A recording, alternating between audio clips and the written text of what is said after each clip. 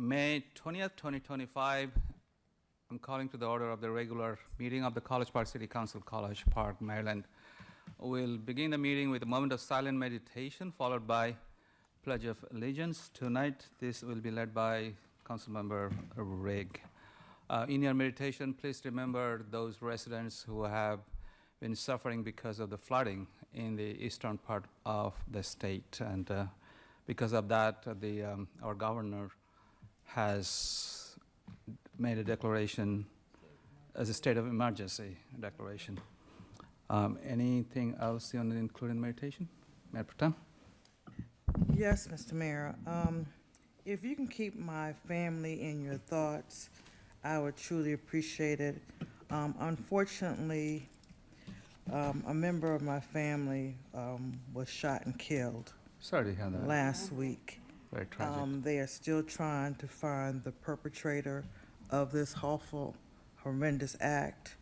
And the young man leaves a wife and a newborn child at this time. So I would appreciate your thoughts and prayers, please. Certainly. So sorry to hear that. Very tragic. We'll certainly remember. Anyone else? Saying none, please join me in a moment of silent meditation.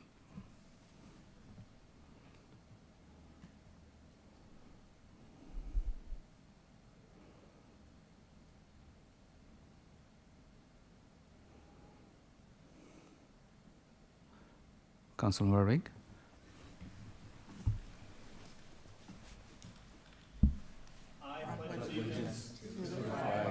Of the United States of America, and to the republic for which it stands, one nation, under God, indivisible, with liberty and justice for all. Thank you. Please be seated. We'll do the roll call. Councilmember Hernandez will be a few minutes late. He'll be joined later. He's already here. Where are you? In everyone's hearts and minds. Thank you. Thank you. That's pretty creative. We'll see you in a minute in person. Councilmember Hugh? Present. Dr. Esters? Present. Ms. Whitney? Present. Mayor Pro Tem Mitchell? Present. Ms. Mackey? Present. Councilmember Anker? Present. And Councilmember Rigg? Present and accounted for. Thank you. We do not have a student liaison. We do have a student liaison, but officially, and he's actually sitting among us on the table, and he will be joining officially from next month, in June 1st. I think that's the way things work. Nick, do you want to introduce yourself? Just say hi.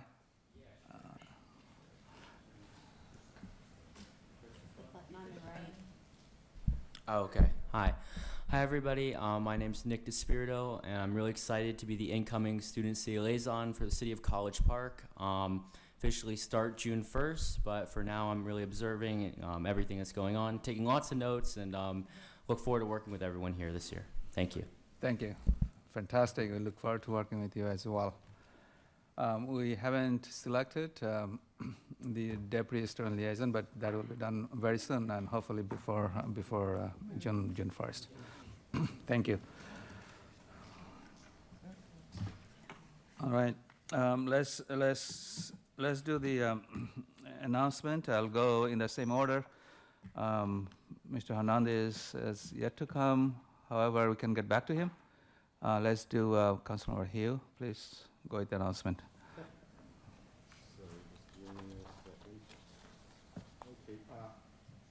Yes, thank you very much. So I'd like to thank everybody who came out to Bike to Work Day. The weather held up nicely, and it was a great event. We had good attendance, and it was a great time. And let's see.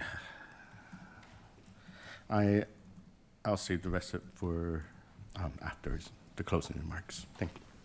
Thank you. Thank you so much. Dr. Esters?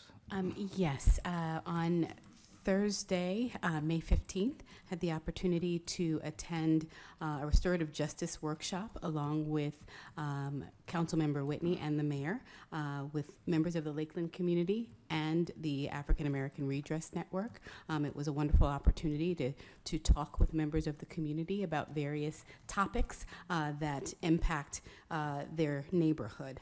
I also want to talk about the Spring Festival that was held this Sunday. It was an outstanding event. I want to thank all members of the staff who helped to make it a success, and look forward to this occurring in the future. And I hope that all of the many residents who attended enjoyed themselves too. I agree. And all of us actually got quite a few kudos and good feedback from the community members. They really enjoyed, and the weather couldn't be better. That really helped as well. Councilmember Whitney. Thank you. I would like to commend my colleague for her excellent emceeing and applying her culinary knowledge to the cooking demo stage.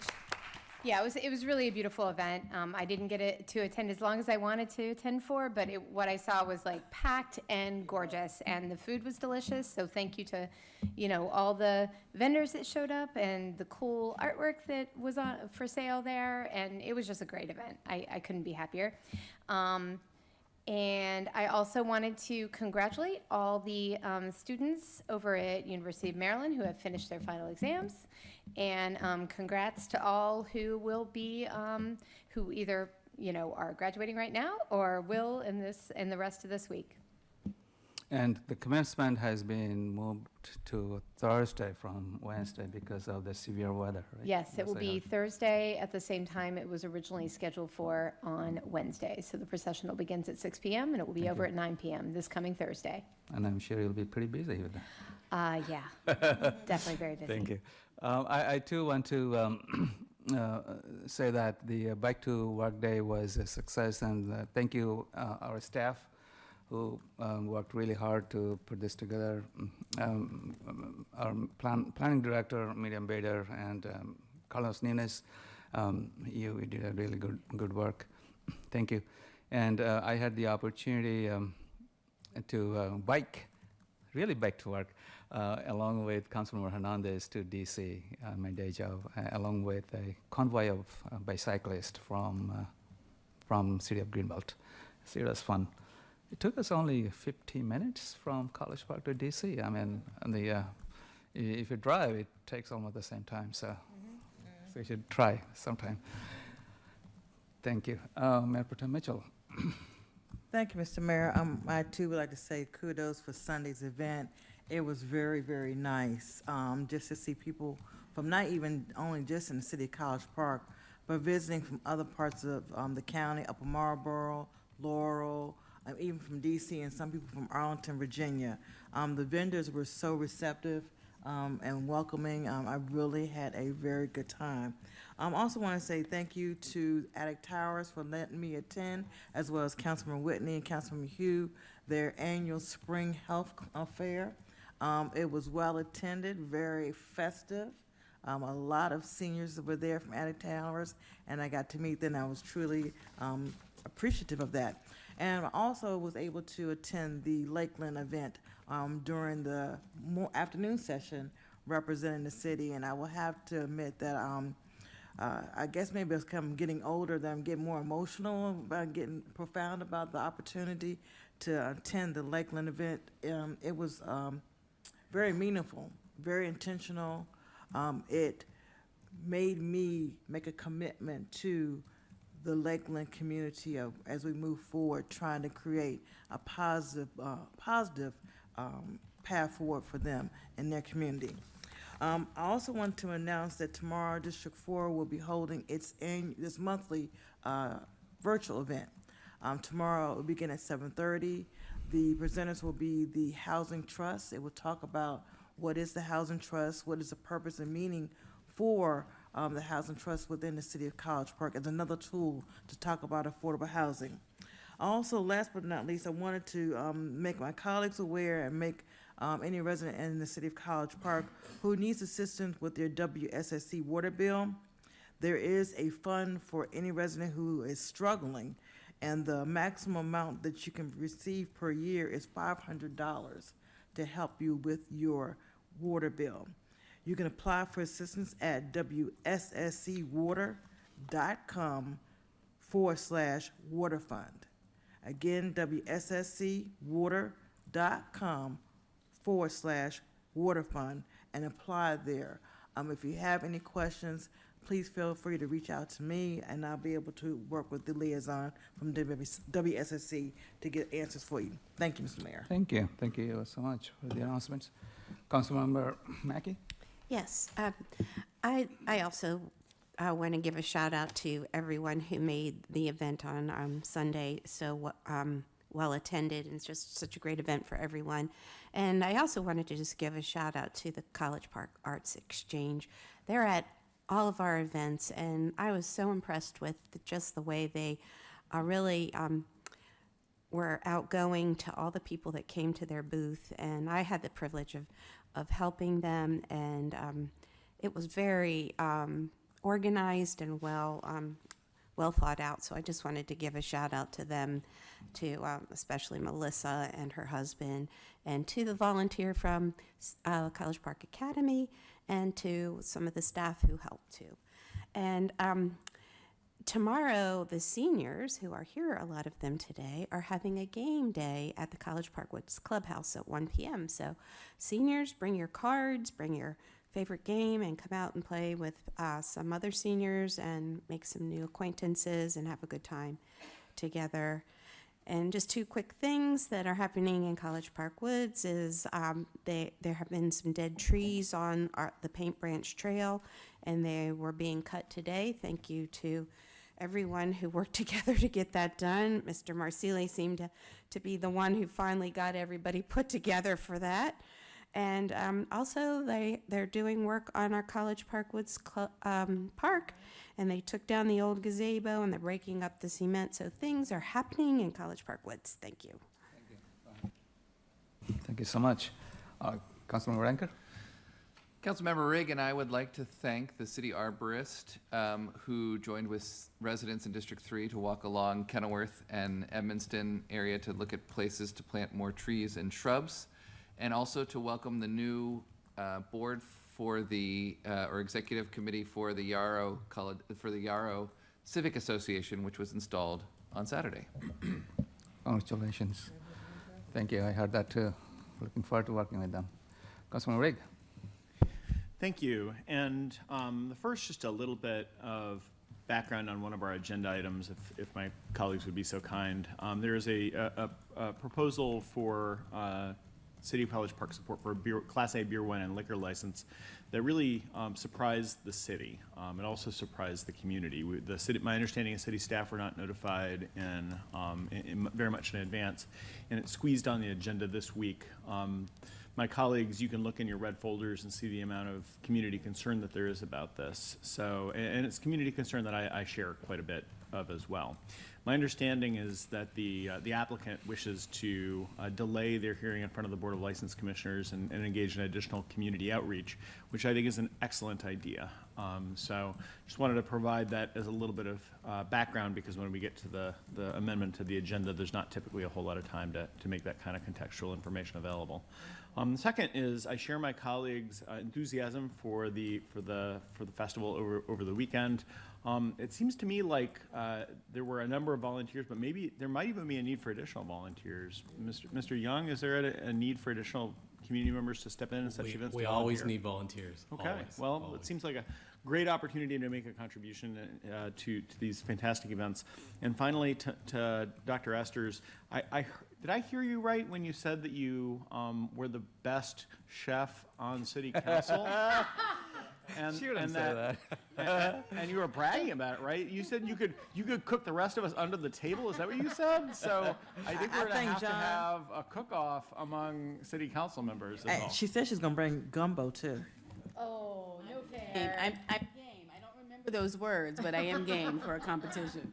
I'll happily taste test. I'll be too. Thank you. Please sign me up. Sounds like cook-off. I like it. We are such a happy family. Thank you. Jacob Hernandez, I saw that virtual hands. Mr. Hernandez, please join the crowd with your announcement. Yes, I just wanted to make an announcement on behalf of County Council is going to be holding a pedestrian safety improvement project informational discussion with residents. That's going to be impacting the northern part of Rhode Island, so just past the city limits, from the Sunnyside neighborhood up to the Sunnyside, up to Sunnyside Road, just outside of the city. It covers the unincorporated piece of Beltsville there. I think if residents are available, they should definitely attend. It'll be virtual, and it'll be hosted by the county Department of Public Works and Transportation, tomorrow, May 21st, Wednesday from 7 to 8 p.m. Additionally, over the weekend, I think on Saturday, I was driving by and Monarch Preschool was having a community day. I went over and they just expressed their thanks to the various members of the community who have their students enrolled there, but also, for the overall support from the city. So just flagging that gratitude. And just to add to my colleagues' comments, I heard from many residents how grateful they were for the inaugural Spring Street Fair happening in their neighborhood. They believed, or at least in the comments that I got, that it was a wonderful replacement to the funds that we used for the parade, and they look forward to seeing the event next year again. Thank you. Thank you. All right. So before I go to city manager, I forgot to say something. I want to thank our public works director, Robert Marsili, and our wonderful crew for giving me the opportunity to do a ride-along with the Public Works collection, because this week is the Public Works Week, and I had the opportunity to do a ride-along with the collection crew. So if you see any Public Works staff, please say thank you. They are the best in the city of College Park. We are so proud of them. Mr. Mayor, I must say you look very fetching in safety yellow. Thank you. All right, let's go to let's go to Mr. Yeah, my bins were very well organized in front of my house this week, and I just wanted to thank you for that. I was pretty sure it was you. Thank you. I actually for that. went to District 4. And I didn't get a chance to go to Oh, so that's why my thing was lifted all on one street. You have good people there. Let's go to our city manager's report. Mr. Young. Good evening, Mayor and Council, residents of College Park.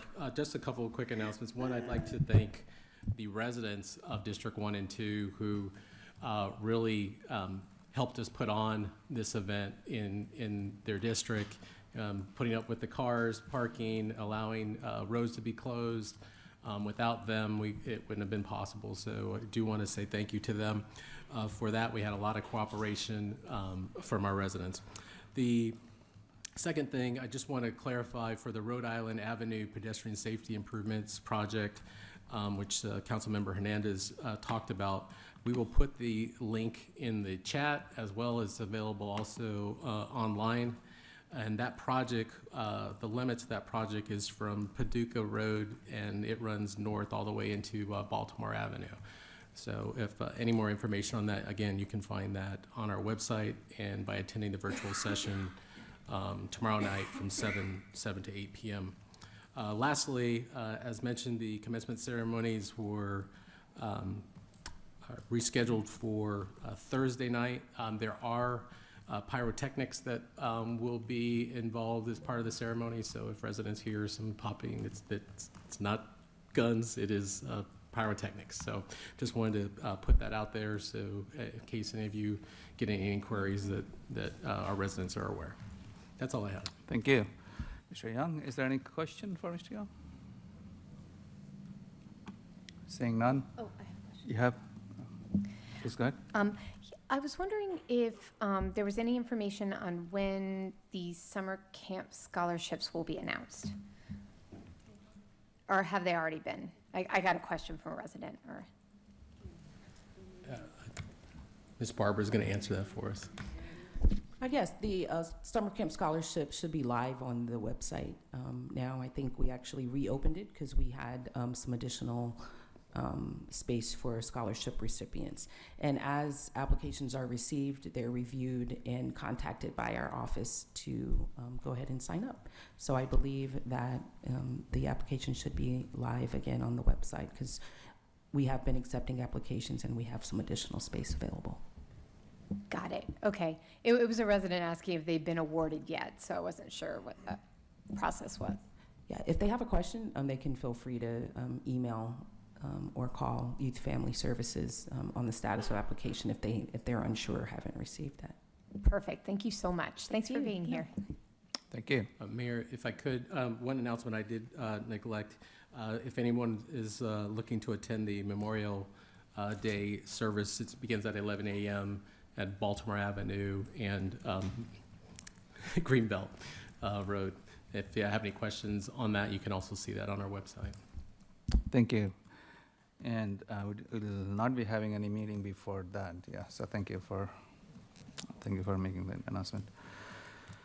All right, any other question for Mr. Young? Seeing none, let's do the acknowledgement. I don't think we have any elected officials in the room and not on virtually.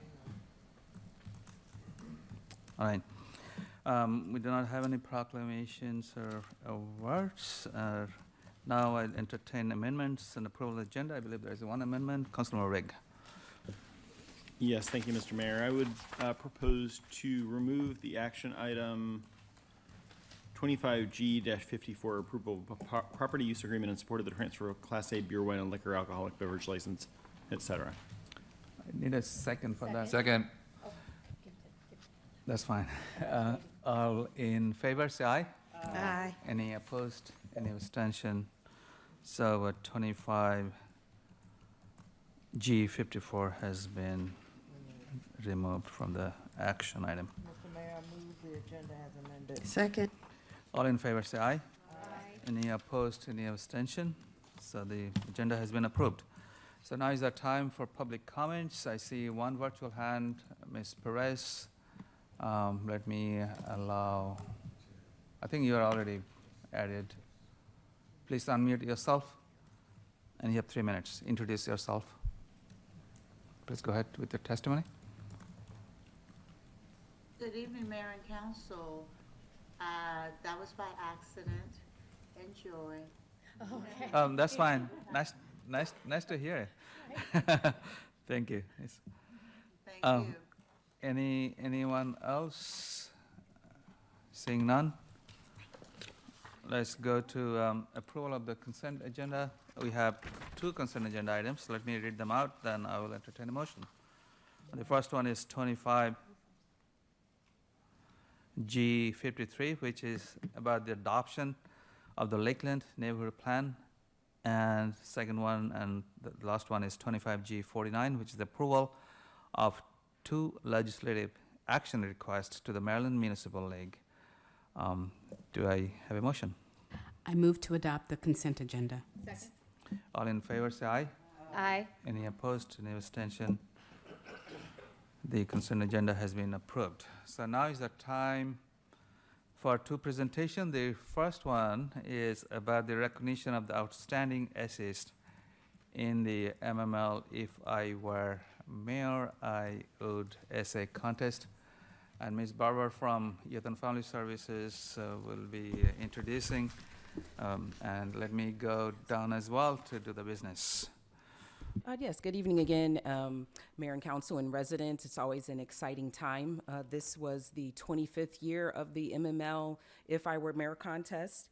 And the question was, if you were mayor, number 1, what would you do to make your city, town, or community better for the future? Or 2, how would you make sure that people felt like they were a part of the community. And from Al Huda School, we were pleased to have a state semifinalist, Ms. Spagmai Wali from Al Huda School. And she is here today to meet with the mayor, see the council, and she's going to read her winning state semifinalist essay. Spagmai.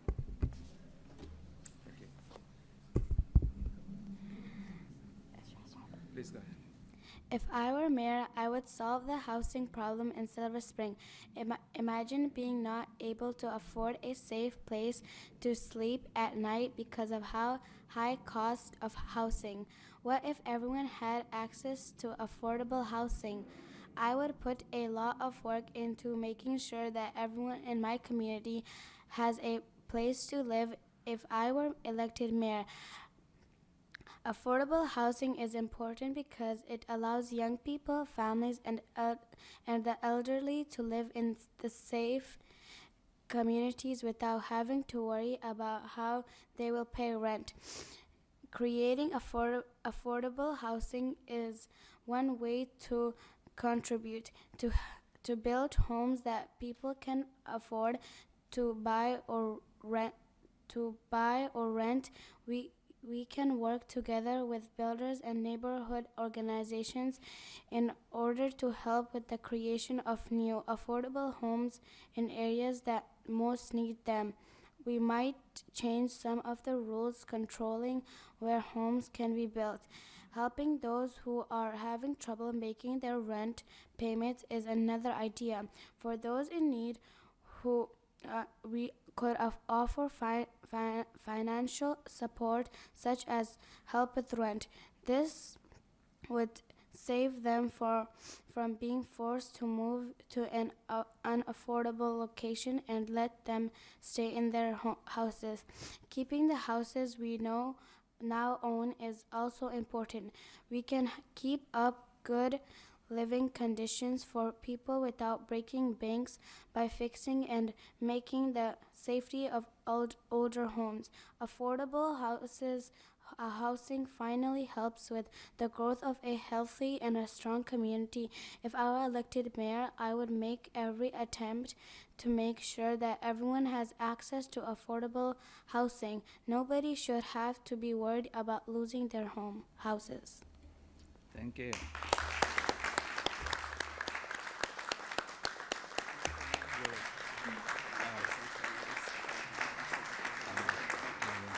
So before I give this wonderful recognition from City of College Park, I just want to mention how proud of you, Spagmai, that you have achieved something that only few students have done. There are 1,400 submissions in this essay contest, if you're mayor, throughout the state, and you made the top 5 of them. That is wonderful. We are so proud of you, and as a matter of recognition and appreciation, I had the opportunity to take you and have a little, what is not the dinner, not the lunch, before the meeting, tell me how's the food, how's the restaurant? It was amazing. Thank you for supporting College Park business, right? Huh? And will you be They have it right. making recommendation to Yeah. other Just friends keep the as well? receipt, okay? Yes. Love you. Thank you. We need more people coming to College Park. Dr. Esther, do you have a question? I just wanted to make sure that we heard her name. We did not hear her name, and I want everyone to hear her Wali. name. Can you say it again? Spagmai, S-P-O-G-M-A-I, and last name is Wali, W-A-L-I. Thank you. Yeah, thank you. All right, so thank you, and hopefully someday in the future we'll give you a tour to our city hall and maybe other facilities, because as a future mayor, you need to know your city, right? Yeah. Okay, and then the people will be working.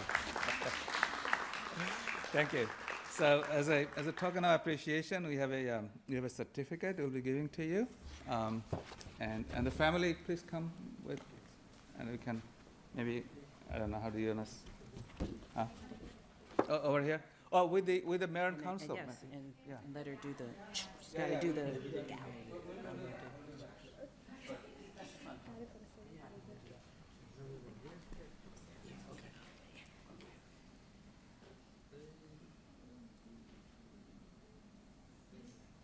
Thank you. So the next thing is, we'll be taking you to the mayor's position, my seat, and you'll be sitting there, and you'll bang the gavel. All right? Okay, that is the fun. Please come with me. You can keep it. Just come with me.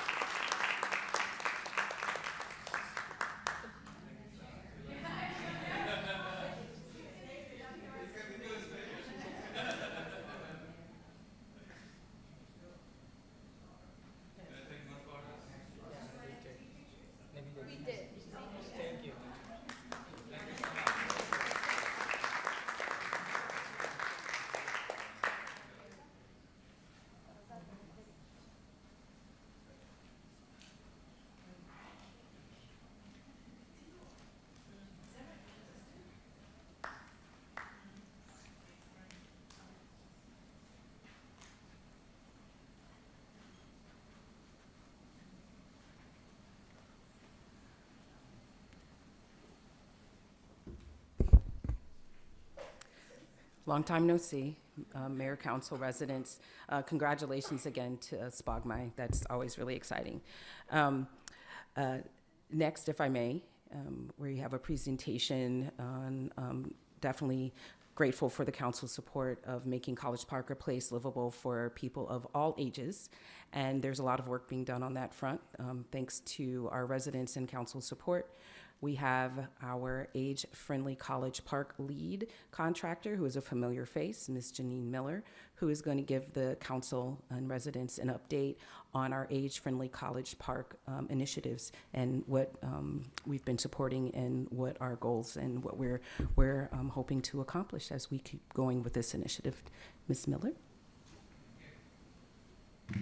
Welcome, Ms. Miller. Nice to see you back. You're more popular than we are.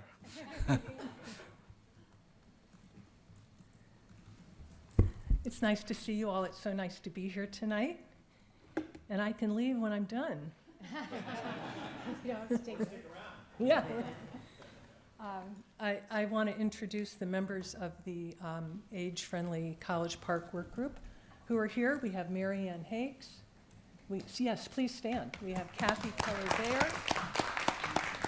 We have Robert Thurston, Gail Lovelace, Bonnie McClellan, and Carol Gray. And I don't know if there's anybody online from the work group, but we have other members' names are listed in your report. Ms. Miller, Kathy Bear as well. Did you mention Ms. Bear? Yes, Kathy Oh, Bear. okay, thank you. Okay, so let me give you just some, and our full report is in your packet, by the way, starting on page 79. And I noticed that the attachments were placed before the report, so in case you were confused, our report begins on page 79. This process all began really in late 2020 when the Seniors Advisory Committee asked the Mayor and Council to enroll the city in the AARP Livable Communities Program. AARP, of course, is the American Association of Retired Persons. And the Livable Communities Program helps communities like College Park become even greater places for people of all ages by providing safe and walkable streets, age-friendly housing and transportation options, access to needed services, and opportunities for residents of all ages to participate in community life. The city joined the AARP Age-Friendly Network in June of 2021, And an age-friendly work group was formed under the umbrella of the Senior Advisory Committee and under Kaisha Barber's leadership. And then next, an age-friendly action plan and an addendum were created and then approved by the mayor and council. They were submitted to the AARP and then approved by them in July of 2023. And both of those documents, the action plan and the addendum, are on the city's website. So we are now in year 4, where the red arrow is. We are in year 4 of the years 3 to 5 implementation phase. And our report is due to AARP in July of 2026, which will summarize the progress that we've made on our action plan. AARP uses a livability index to rate communities for the services and amenities that affect people's lives the most. They use more than 50 national data sources and 61 key indicators to score how well a community meets the needs of people of all ages, regardless of income, physical ability, or ethnicity. Currently, College Park's overall livability score is a 56, as you see there, which is in the top half of communities in the U.S. And just for context, Greenbelt and Hyattsville score 57 and 58, respectively.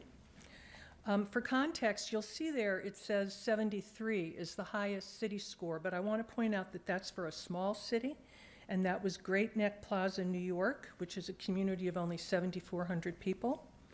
The highest city score for a mid-sized city, which is where College Park falls, was 68. And that was Cliffside, New Jersey, a community of 25,000 people. So really our score is very good. And our report gives the website link, so if you can go to the source and find more information about that. I do plan to be working with the planning department over the next few months on looking at some of the data that's involved in how they arrived at our livability score to see if we can make any movement on that. And we plan to be making movement on that just through our efforts as well. The 5 domains of the College Park Action Plan are listed here. The details, the goals are in your full report, but briefly, they are communication, health services and community support, housing, social participation, and transportation. But our efforts and our strategies are not limited to just these 5 domains. If we find a worthy goal and think it's something that we can accomplish that will help us, we will tackle it. So, progress. We last reported to you in July of 2024. And since that time, you all hired an age-friendly College Park part-time lead contractor. That's me. Thank you very much. For me, the most exciting thing that I want to mention is that the University of Maryland is applying to become an age-friendly university. Yes, this is huge. And they have completed their initial draft of the application. It's currently under review internally, and they intend to complete and submit the application this summer.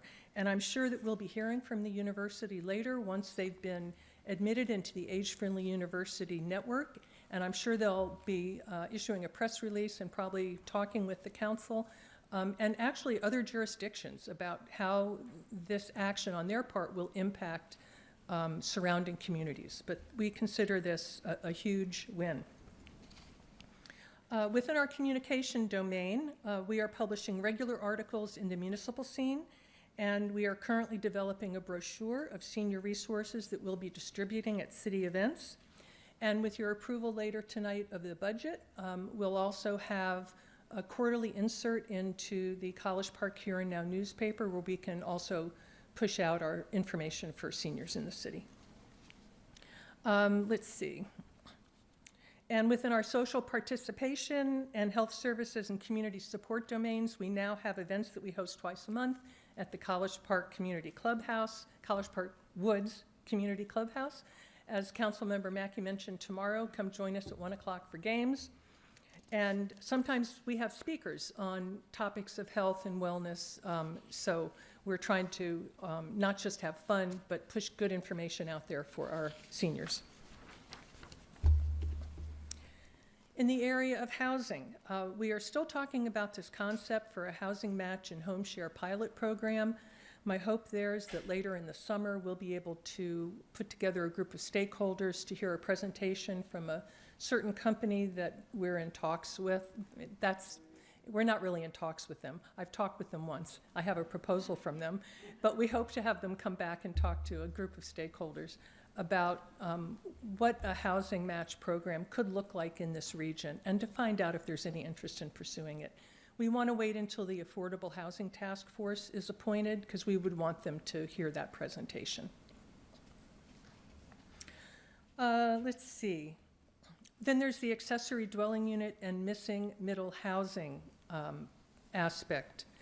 And I think right now the ball is in the county's court. As you know, that state legislation was adopted, and it requires the county to adopt legislation by October 1 of 2026, authorizing the development of ADUs subject to certain requirements. So I'm sure that the city is going to be following this closely. Probably the city attorney and the planning director will be speaking with you about that, but I'm sure the city will want a seat at the table as the county drafts this legislation, because it will have a huge impact on the city. The ARPA-funded Aging in Place Home Repair Program so far has helped 7 homeowners in College Park complete repairs and improvements that will help them age in their homes. And with the additional funding that you'll be approving tonight when you adopt the budget, there's another $150,000 in ARPA funds for this program, right? It's still there, I hope. And that should allow 5 more home improvement projects to be done in the city. And then we have ongoing collaborations, which simply refers to the work that we're doing with the City Seniors Program, the Arts Exchange, the Bicycle and Pedestrian Advisory Committee, the University of Maryland, and any others that will work with us on programming and initiatives that we can take, and those are detailed in our written report. So what's next? Well, we're going to continue what we've started. We hope to schedule that presentation from Nesterly later in the summer to stakeholders. We'll follow the University of Maryland's progress on the Age-Friendly University. We'll continue and expand our collaborations, and we'll be working on our progress report, which is due to AARP in June of 2026.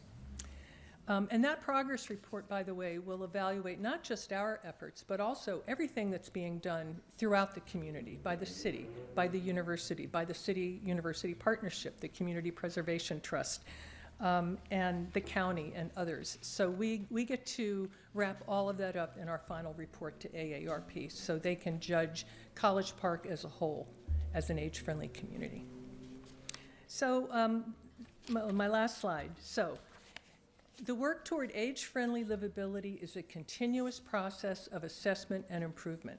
This is not something that just ends when we turn our report in. It's constantly looking inward. What more can we do?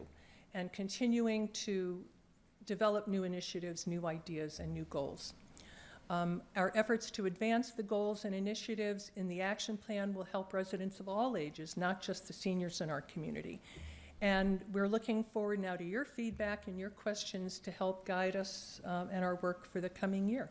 So I've already introduced the members of the team here, and with that, let me put their names up. There you go. That's everybody who's been working on this. So now we'd like to open it up to your questions and your feedback. Thank you so much, and it's so exciting to see that the livability score has gone up, and that is quite an achievement. I can remember last time we were talking in this room, we were saying when we'll be seeing some improvement and some good numbers. Now we're getting there. So thank you, and thank each of the members in this group. You've done a fantastic job. Please keep up the good work. We'll be always supporting you. I'm sure there are some exciting questions, starting with Ms. Whitney. Thank you. First off, thanks to everyone for the work you've been doing. We're really seeing results, and I feel like we're seeing them quickly. So I appreciate that. I love that you're having the series at the College Park Woods Clubhouse with events. I think that's fantastic. I had a question, 2 questions really. One, there was a reference on the 10 principles of an age-friendly university to the longevity dividend, and I hadn't heard that term before, and I wondered if you could explain what that is. And then my other question was about the brochure that would be available at city buildings and at city events. Would that be bilingual or available in multiple languages, or? Let me tackle that one first. Okay. We haven't seen the draft yet. It's in with communications right now. And when we get the draft, we'll be circulating it among our group. And yes, it will be in English and Spanish. Okay. Thank you. And I can't really answer to the longevity dividend. I think we need to ask either the Age Friendly University Network for a definition or the University of Maryland. This is their document. So I'm sorry, I'm not able to advise on that. No problem. Just very curious. Let's go to Ms. Mitchell. Thank you, Mr. Mayor, and thank you to all of you for what you do on the committee. I'm very grateful that you're doing this service for those who are aging in place, because again, this is something that has been something that I have really championed for a long time. I did want to ask in regards to the accessory dwelling units and the missing middle housing piece. I know that we've had a presentation from Maryland National Park and Planning a couple of months ago, 6 or 7 months ago, but I think is there opportunity now for us to at least put some information together to present to them in regards to what we would see as recommendations moving forward in that piece of legislation. And the only reason why I bring that up right now is because they're looking for, I believe personally, someone or some entities to give them ideas about what that can look like. And I think we are in a prime time of an opportunity to present to them here in College Park what that can be, what that can actually look like, but getting towards the finish line. So I think it's a good idea to get ahead of this, and I agree with your point. Mm-hmm. When Dr. Hull was here last fall and spoke with you all about this, she indicated that she was waiting to see what the legislation would look like from the state, and now they've seen it. And I think I remember her saying that they would then launch a survey of some kind or a questionnaire, and I haven't seen that yet, but of course the legislation is brand new. But I think that's probably the next step, and I would recommend that the city be in touch either through the planning department or other means with your county representatives to find out exactly where that is. And you have your Affordable Housing Task Force also that would want to give input on this topic, and if there's anything that our little group can do, we'd be happy to as well. no, I appreciate that because I know they are excited and waiting to see what we're going to do on the next step. So I think this is an opportunity again for us to take the lead as a city and for the county. Thank you. And we're unique, being a college town. You know, we're going to have different interests than probably some of the surrounding jurisdictions. So we need to have a seat at this table. Thank you. And let's go to Councilmember Mackey and then Councilmember Rigg. And then, oh, actually, Dr. Estes first and then Ms. Mackey. Sorry, my apologies. No problem. Thank you, Mr. Mayor. I too want to thank you for all of the work that has been done, the committee and the work group for everything that they've done in all areas. My question is, what area do you find the most challenging and why? Oh, everybody might have a different answer. I'll go first. It's communication. And it's unfortunately right now the reliance is on digital communication. And I feel like there's probably a whole lot of people that we're not reaching because they're not reading emails or going to the city website. I remember the days when the municipal scene was mailed to every household. I've been around that long. And I understand all the reasons that we don't do that now. We do have an opportunity in the College Park Here and Now to get into the houses, and I hope that people are reading the Here and Now. I have no way of really assessing that, but we really need to reach people and just make them aware of resources, things that they may not know about. I would concur. What's your challenge, Ms. Barber? No, I agree. And this is a thing, again, when we talk about all ages, and just making sure we're reaching people. And we are definitely listening and having the committee meet with us to see what the committee and what the city can do to continually improve and do better. We do a lot. There's a lot of great progress that's being made, and we'll continue to work to improve on that. But I agree that there are some challenges. Thank you. Thank you. Ms. Mackey and then Mr. Rigg. Yes, this is a very thorough report and was very informative to us. And I can't take credit for these ideas because they were given to me by some of the residents. But some suggestions that I've received from the community is more opportunities for physical activity, like that would be part of the age-friendly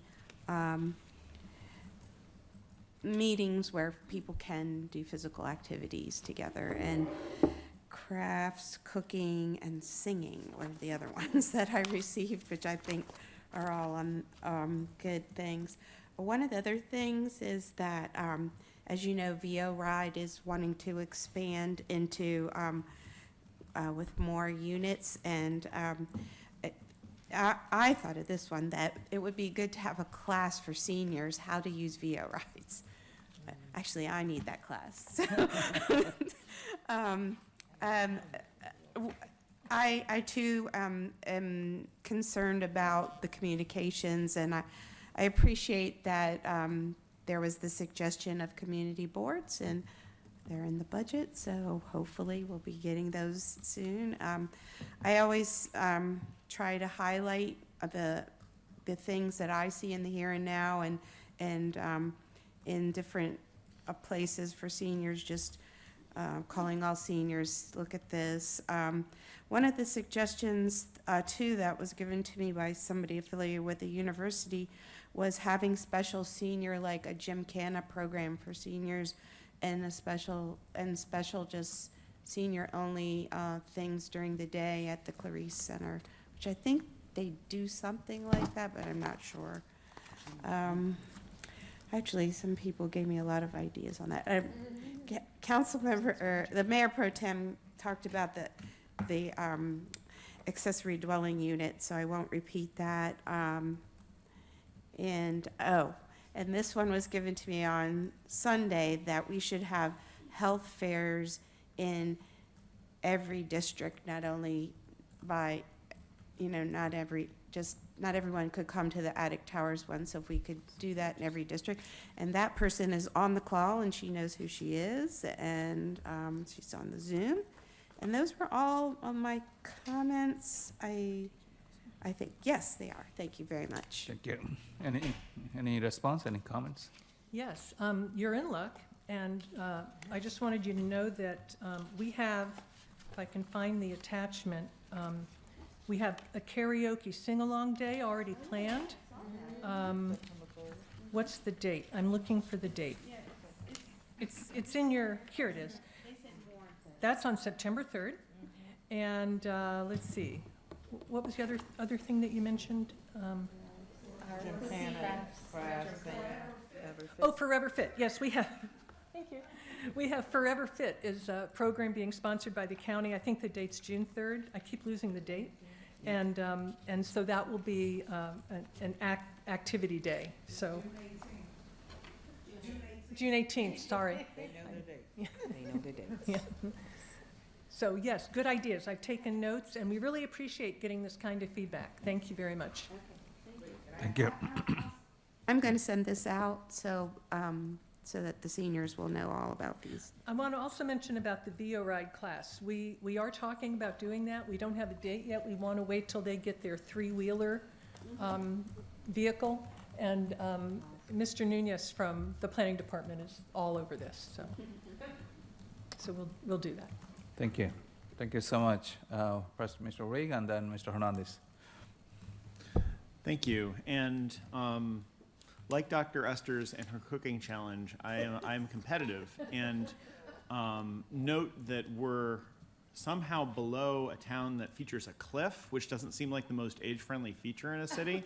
So I'm wondering, and it's in New Jersey, which makes it even less age-friendly as far as I'm concerned. But Was wondering if we would anticipate that with the advent and hopefully future operation of the Purple Line, and with the Age-Friendly University of Maryland initiative, we should expect to see our scores raise. I also would love to hear any comments you have about items that we haven't discussed or that aren't on, in the budget, or that aren't already the subject of Ms. Mackey's brainstorming, that could help us continue to progress in this direction. Thank you.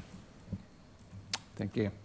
I'm sure we'll be able to make progress on the age-friendly score. And Ms. Bader has agreed to work with us over the course of the next 4 to 8 months on looking at some of those indicators to see if we can provide information to the policy team at AARP that will help advance our score.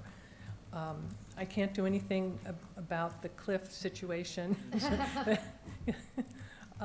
but I think it will make a huge difference when the university signs up to be an age-friendly university. Do you know when that might happen? What we've heard is that they plan to submit their application later in the summer, and I don't know how long it takes, but I'm sure they'll be doing their own press release on that. Thank you. Very exciting. Mr. Hernandez? Hi, and forgive me if I didn't, if this question's been asked. I'm running around a little bit right now. At one point in talking to some of the seniors, they had mentioned the challenges communication comes up, and I think I heard a portion of it with regards to the here and now. But the concern that I had was, or that was raised, was that traditional media doesn't really work for a lot of folks, and the bulletin boards are excellent, but it's pretty laborious to update those. I think a recommendation that once was raised was these virtual kiosks. Is that something that we're still looking at, that to help? They were like a messaging board. I would say something virtual. Is that something, or what other alternatives? Because I know postage was a big deal back in the day to get a lot of this information. Could you help describe some of the creative ways besides here and now that you're using? I have to say I don't know anything about virtual kiosks. I do know that with help from our communications department, our announcements, somebody is physically going to the community bulletin boards that are the wooden ones, and posting our notices on the community bulletin boards. I don't know about electronic virtual kiosks. I'm sorry. Okay. I mean, I'm sure something we could talk about after that.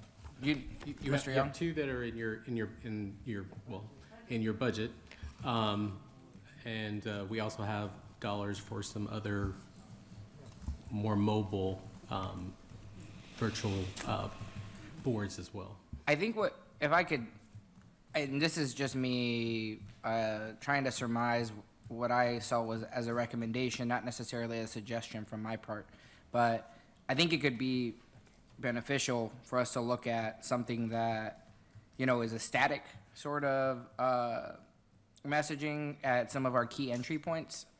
Particularly, and forgive me, District 4, I don't mean to speak on your behalf, but like District 4 has such a funnel, right? Because especially for the College Park Woods neighborhood, right there in that space, having something that, I don't know if lighting up, this is just a complete suggestion. This is an idea maybe for a work session of a different day, where, some of the city events could be broadcast and featured in order to try to up attendance and expand our communications, because I think everyone on this dais knows it's very, very challenging to conduct outreach, especially in this day and age when there's just a flood of information. Thank you. Ms. Whitney hasn't done first bite. Can you go? Ms. Whitney and then Mr. I think I already did first bite, so. Okay. Mr. Ranker, please go. Well, just two quick questions. One is that from the census, I can see that 6.7% of College Park residents are persons 65 and over. What is the age that we consider senior for our events, and do we know what percentage of our residents would qualify? I think it's 62. It's 62 and above. 62. For our city senior programs. Okay. Yeah, and I think our estimate on that number is maybe close to maybe 9 or 10%, if I'm not mistaken. Okay. And then my other question was just what's the best email to follow up for questions or comments about this report or other Is that, do Yeah. you remember? related the name aspects? Yes. We just got a new email and we're Like having literally trouble last week. remembering it. Yeah. But it, Is it the livable community one? that one still works, and we've Oh. changed it to be more streamlined with our age-friendly need and age-friendly College Park. And I believe I don't want to misspeak. Well, you on can get what it to is. me. Let us send that to you. Yes. Yeah, if you could please send to the MCL, that would be Yeah, fantastic. I'll send that out to you. Thank you. But Councilmember Ranker, actually, you've raised a good question. We don't really know exactly who our audience is because we don't have a way of contacting them.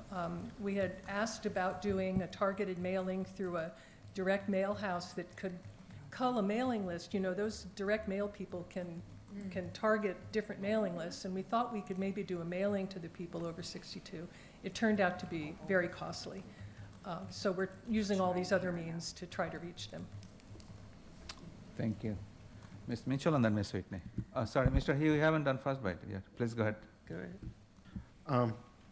Well, then, we have a campaigning season coming up, and a lot of us have a voter registration list that lists the ages of the residents.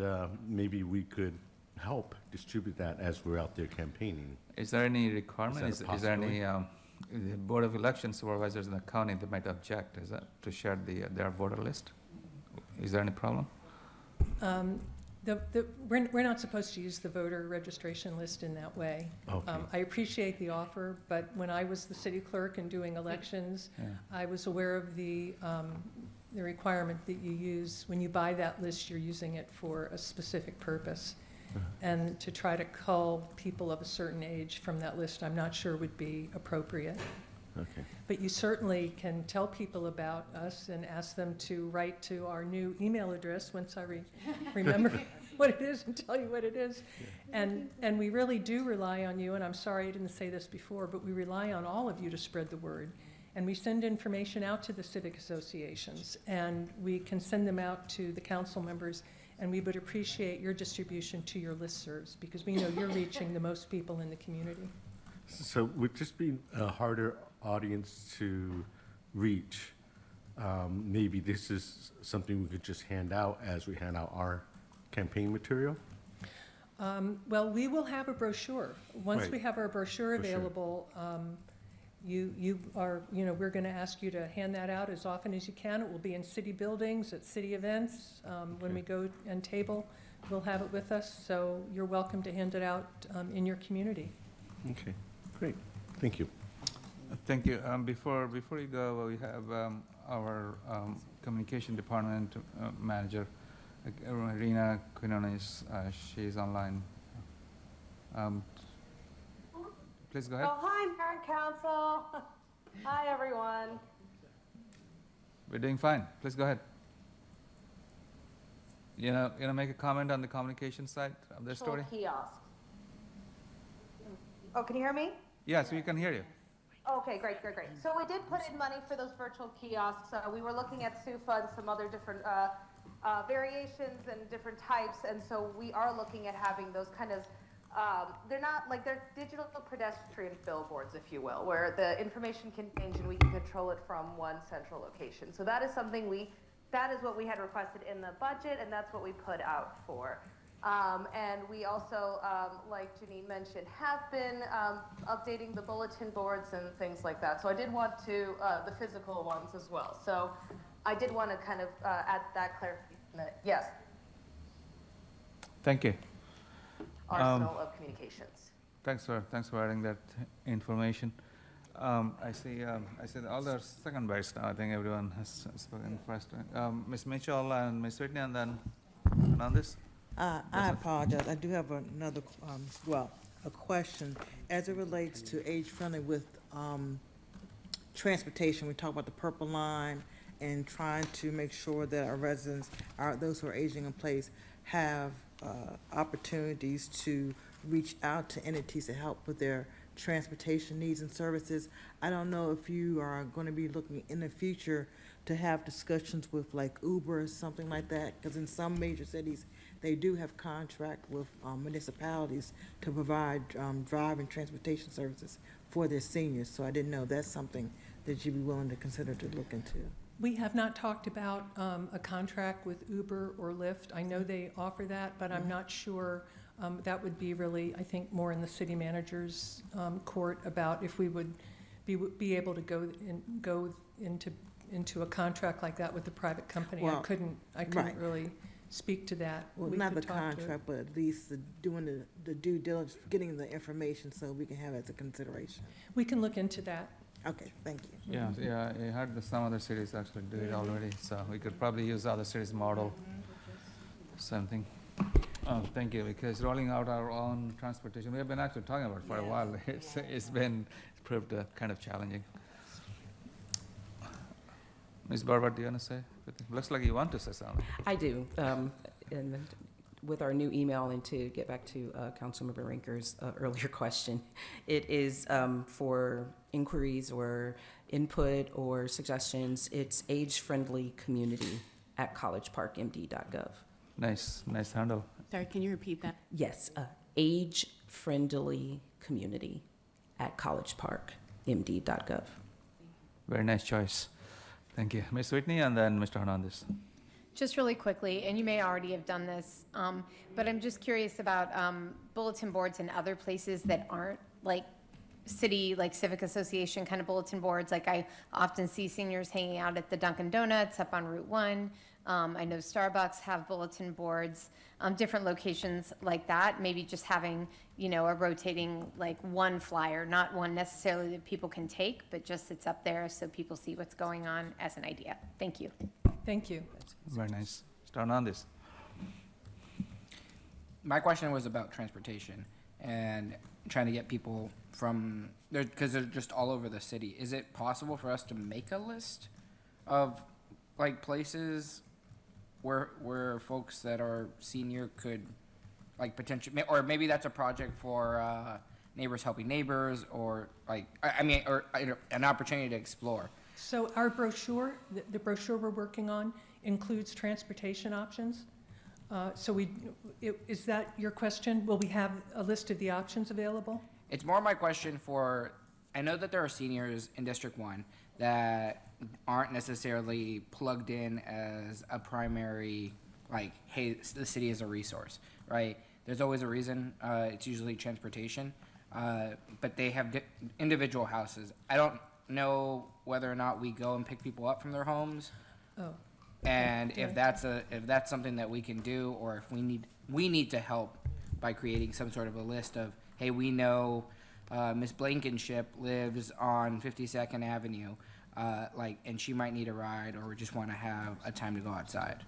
Yes, the city does provide door-to-door transportation for residents for essential appointments, shopping, to social activities, mostly medical appointments even as well, during certain hours. And outside of those hours and on weekends, we do give other resources, which would be in the seniors resource guide that we're working on. Some options would include Neighbors Helping Neighbors, which I knew they do transportation, but the city and our bus operators do provide door-to-door transportation, not just from housing units, individual homes as well for appointments. And I think that is another key piece that we're talking on, is as if they don't know about it, how can we reach more people so they know that they can contact the city and other resources for transportation. Sure thing. Thank you. That's super helpful. I appreciate it. And then thank you, Director Quinones, for clarifying the communication question. Appreciate you hopping on.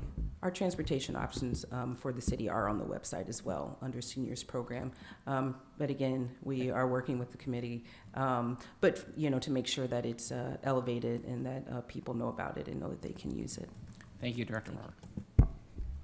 Thank you. I think everyone has spoken. Thank you. There is no action item on this, so. Thank you very much for your time. Thank you so much. You have the good work. All right, now we go to action items. There's only one action item, which is the adoption of our budget, the big item, 25004, and our finance director, Mr. Fields, will take it up. Fields, floor is yours. Thank you. Good evening, Mayor and Council. Just a few comments before y'all take this up for possible approval tonight.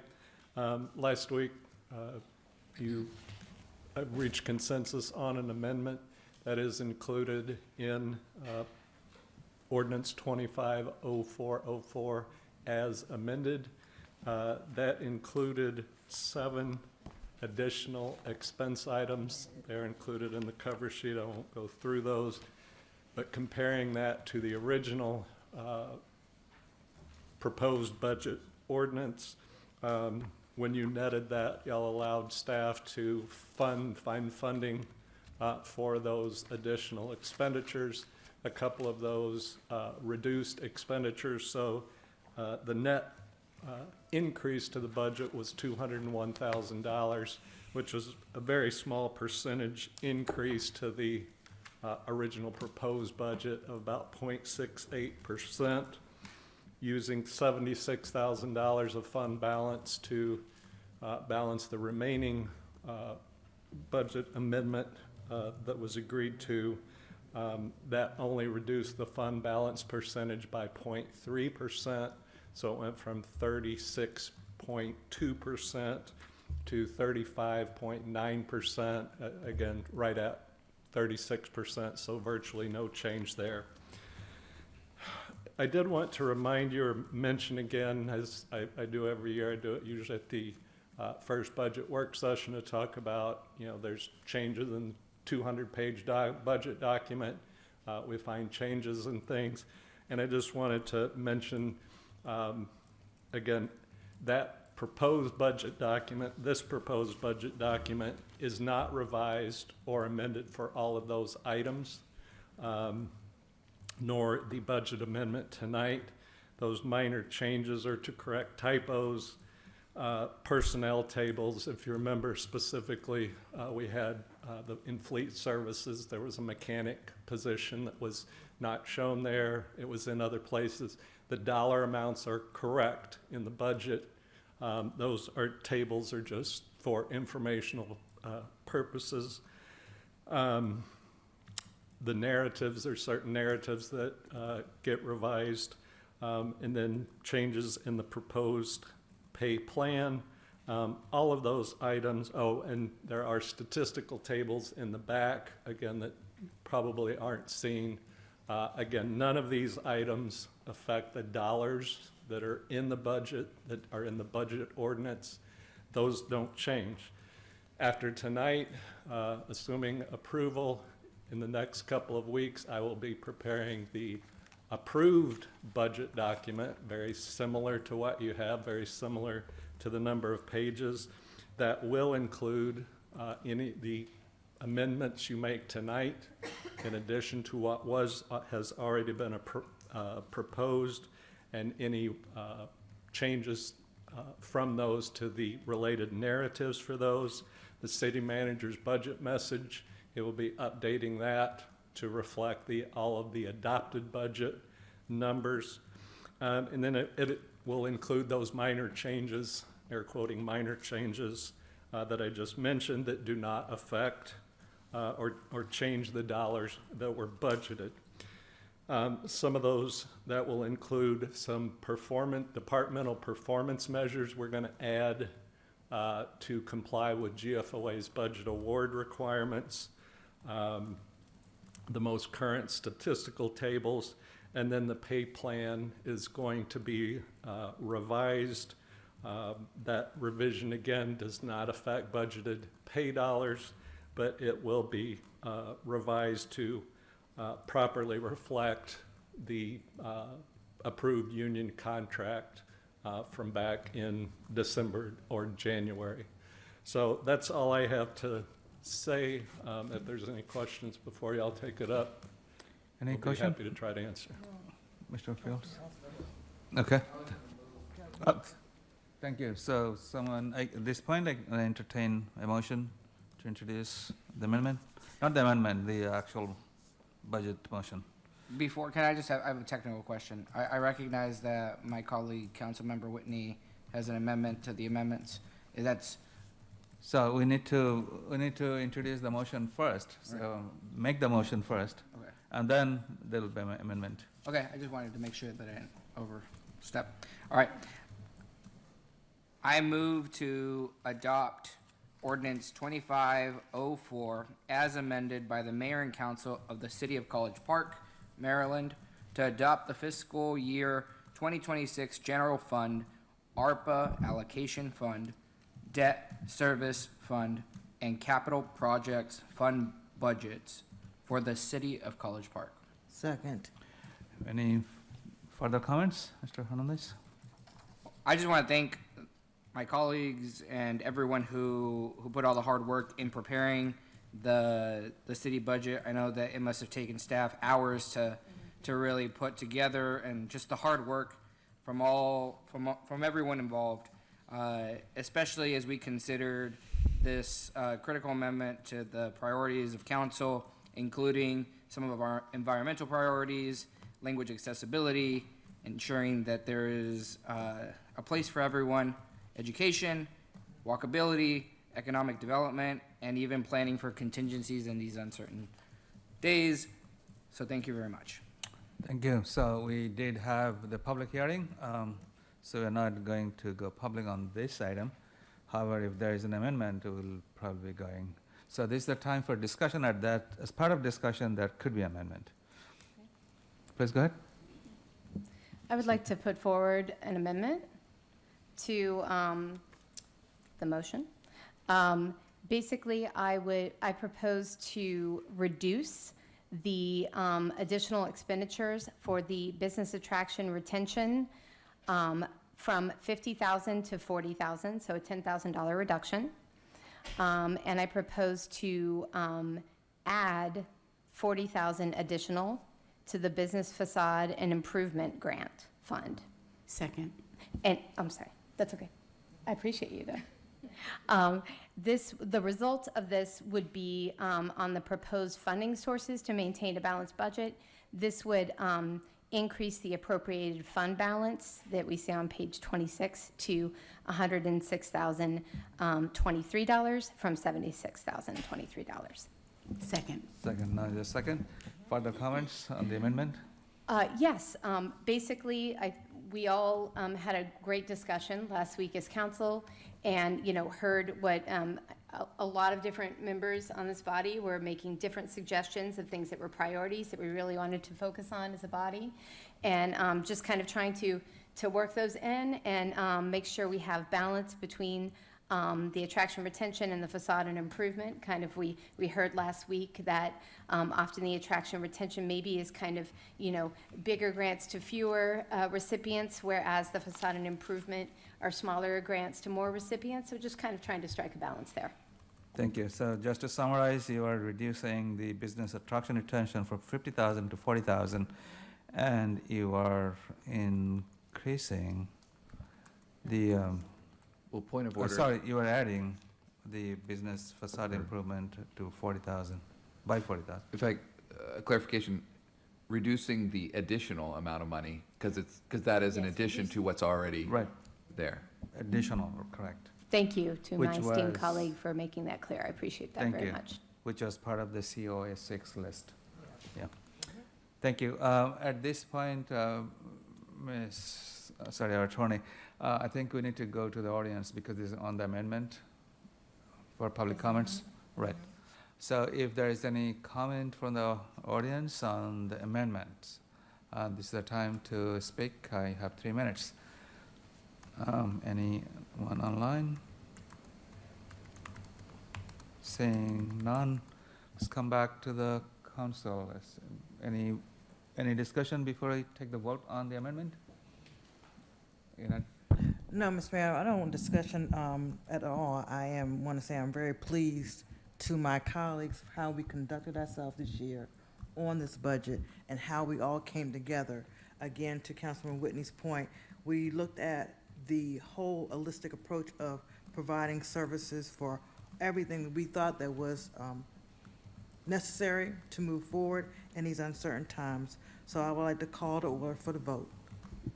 Thank you. I think this, Mr. Rigg, do you have? Yeah, just a point of order. Is there an opportunity to comment on the final version? Okay, great. There will be. Great. There will be. Thank you. So if there's no comment on the amendments, I can take the vote. I don't think I need a roll call. Do I need a roll call? Probably not. All in favor, say aye. Aye. Any opposed? Any abstentions? Amendment has been approved. Before we take, is there any other amendments? Before I take the vote on the final motion as amended. There is no. Mr. Rick, please go ahead. Before I take the final votes, if anyone has any comment. Mr. Rick, please go ahead. First. Thank you. And I share the Mayor Pro Tem's commendation for getting through this, with a minimum of a lot of great discussion and a minimum of drama this year. The one thing that I really wanted to make sure that I foot stomped in this year's budget is we did hear from the Bicycle and Pedestrian Committee, which is a group that I support generally. But in essence, they recommended, without consulting any member of the council, to my knowledge, that we substitute one sidewalk project for another sidewalk project. I have a stake in this because the sidewalk project that they recommended that we substitute out happens to be the sidewalk project that I've been championing for the better part of a decade that serves as a primary walking route through Calvert Hills to the metro station.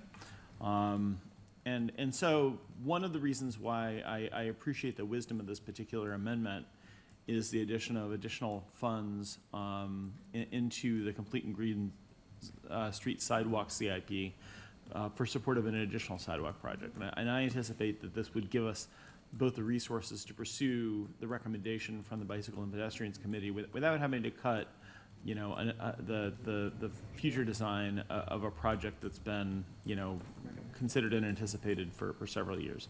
So other than that, I appreciate, again, my colleagues' support and look forward to passing our budget.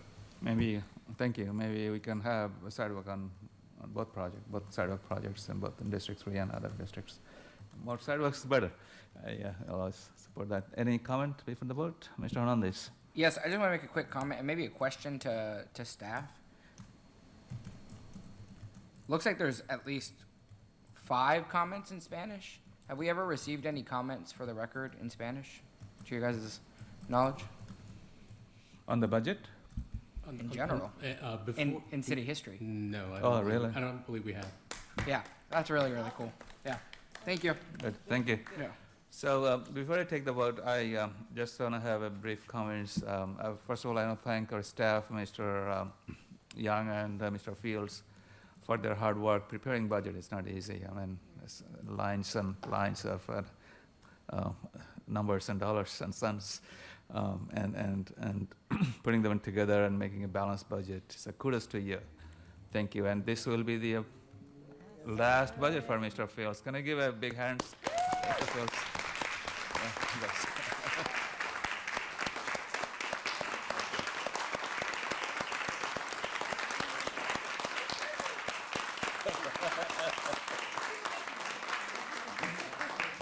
Yeah, we'll really miss you, and you have done such a good job and taking care of our finances, and we don't need to worry about anything. And years after years, we've been awarded for the fantastic and excellent job. So thank you.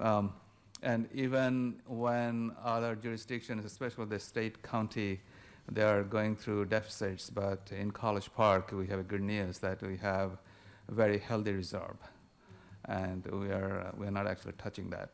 We are adding more money this year to the reserve, which is a fantastic news. And we are not raising the tax, and we are still keeping the homestead tax credit to 0%, meaning even our property values may have gone up, but we will not be charging any extra taxes for that appreciation.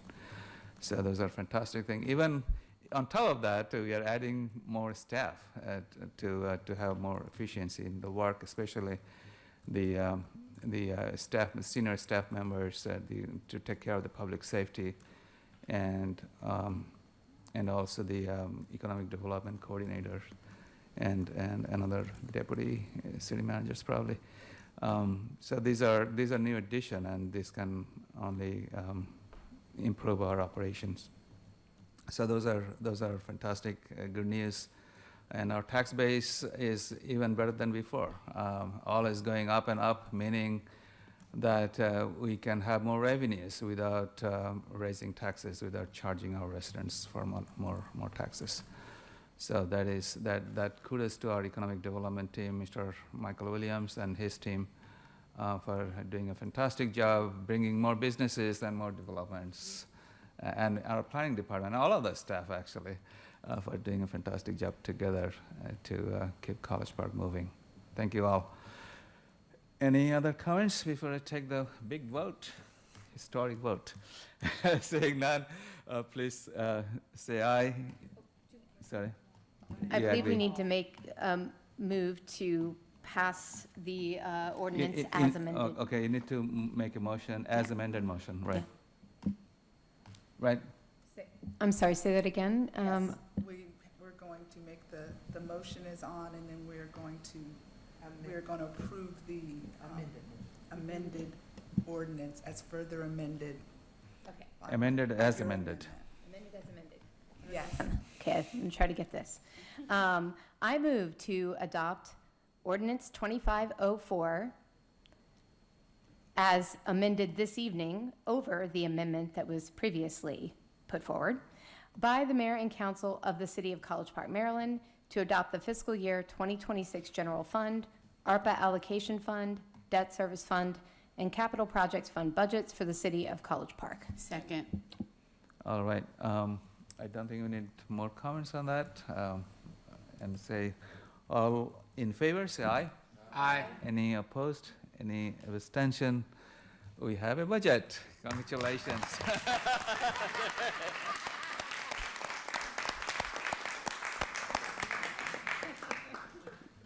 Now Mr. Fields can sleep well tonight. And Mr. Young too. Thank you. It's your budget. Go home. Thank you so much. All right, so we have come to the very end of the meeting, except we have one item with only one work session, which is on 2506, an ordinance of the Mayor and Council of the City of College Park amending Chapter 184, Vehicle and Traffic, Article 2, Parking Regulations by amending Article 184-11, prohibited parking by enacting 184-11D to prohibit parking to or standing in a bike lane. And this will be taken by our Director of Public Services, Mr. Coker, and our City Attorney, Ms. Anderson, who is going to, Ms. Anderson, I see the lights on, but it's up to you. Oh, okay. Floor is yours. Either way. Good evening, Mayor, Mayor Pro Tem, Council, and residents of College Park.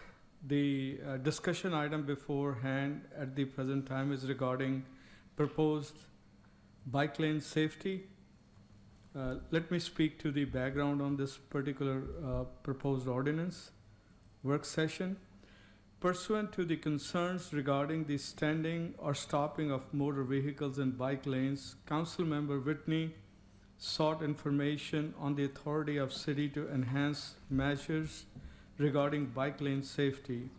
The issue was reviewed by the city attorney, staff from public services, and the city engineering staff. A decision was made to refer the topic to the Bicycle and Pedestrian Advisory Committee to determine the scope of a bike lane safety ordinance.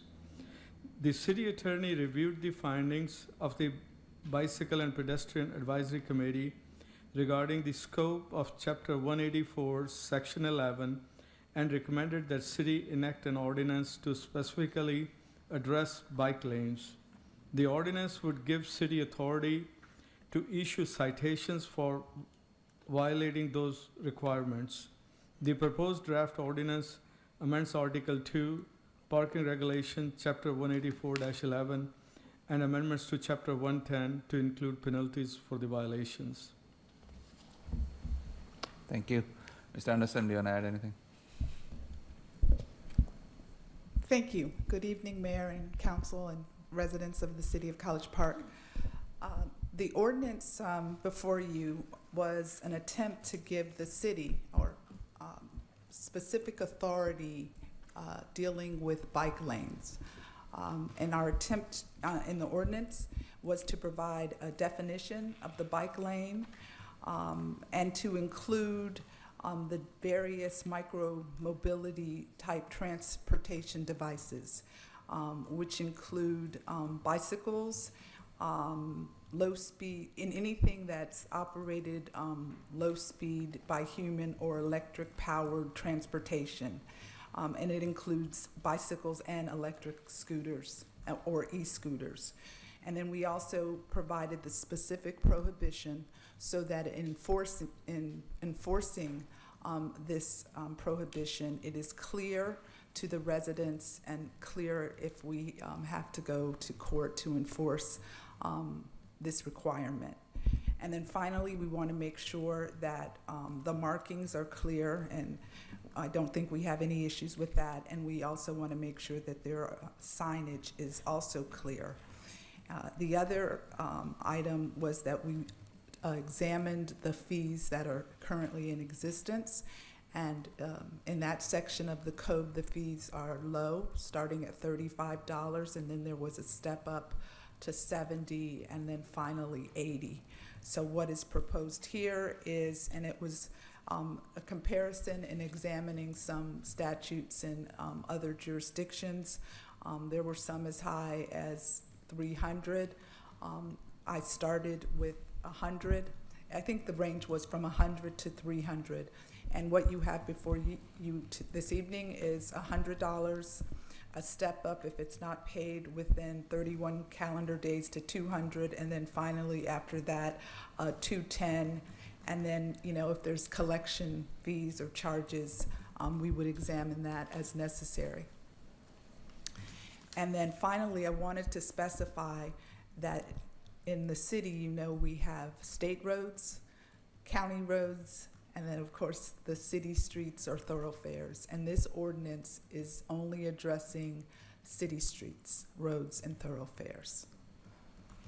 And I'd be happy to answer any questions. Thank you. Absolutely. So I want to thank Ms. Whitney for bringing this up. Thank you for your leadership. Do you have any question? I don't have questions. Initially I did, and then I did some research, and I'm like, yep, this is perfect, in my opinion. Thank you. Mr. Rick? Yeah, my question is a practical question about enforcement. We've been told in the past, I believe, that our contract police cannot enforce city statutes or city ordinances that are not, unless they're duplicative of an existing county ordinance. So in other words, they cannot enforce solely on behalf of the city. And that is why, among other things, we tend to roll a code enforcement officer along with a contract police officer when there are noise violations, for example, so that the contract officer can assure the code officer's safety and the code officer can issue the infraction. So with regards to, you know, these proposed infractions, is the legal analysis changed on that, or do we have a concept of operations that allows for it, or what are your thoughts? Well, I'm going to say, Councilmember Rigg, that's the first that I've heard that the contract officers couldn't enforce a city ordinance. I know that we, our own officers, can enforce it, but I'm not sure about, I'd like to follow up on that because I'm not aware of that limitation. Mr. Young, do you want to comment on that? Yeah, I'm familiar with what Mr. Rigg is referring to. I think what it would require is the county to actually adopt the ability to enforce that particular, what we've adopted. And that would allow the PG County PD to then issue tickets on that sort of thing. But it's kind of more of like a technicality of how we would have to implement the ordinance rather than having the ordinance in place. Okay, thank you. And if the county, if the county adopted the same ordinance, the city would need to take action because the ordinance would already be in existence. Correct. Okay.